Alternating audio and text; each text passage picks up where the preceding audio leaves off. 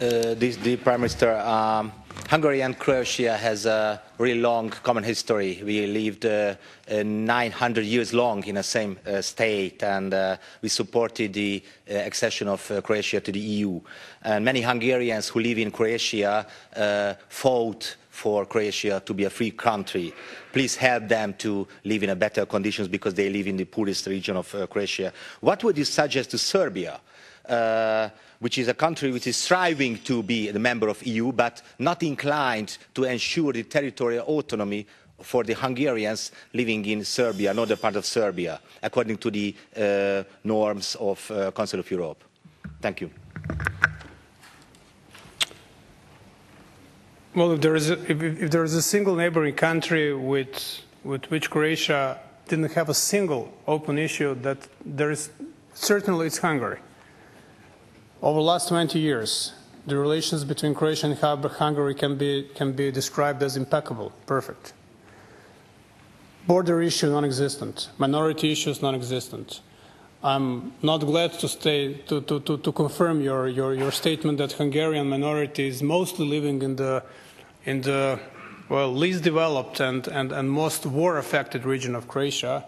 But also I have to stress at this point that Hungarian minority has the right of direct representation in the Croatian parliament, which is a standard not exercised necessarily elsewhere or in every single country. So we do have quite, well, if not high, then intrinsic particular standards.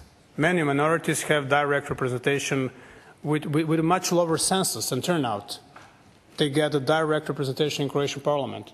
Namely, for the social democratic or conservative representative to be elected in the parliament and exercise the full rights of the parliamentarian, it takes on average 20,000 votes, whereas some minorities can make it to the parliament with 300 votes.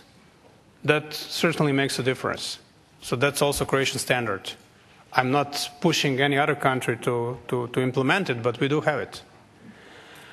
I will not be tampering with Serbia and their territorial arrangements and the status of minorities and the territorial autonomy for any minority in Serbia. They have autonomous province of Vojvodina, which regained part of its independence, or autonomy, not independence, compared to its status in the 70s and 80s, well, and after which the autonomy was abolished by Slobodan Milosevic.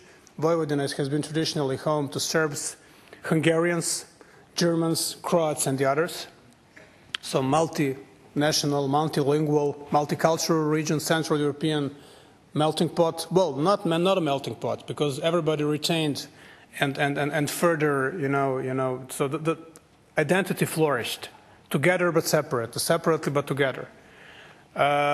Serbia is just about to have its government. The government in Serbia makes difference because the role of the president is dignitary, honorary, but not quite concrete in performing in internal and foreign policy. And once we see who rolls the dice in Belgrade, we can talk.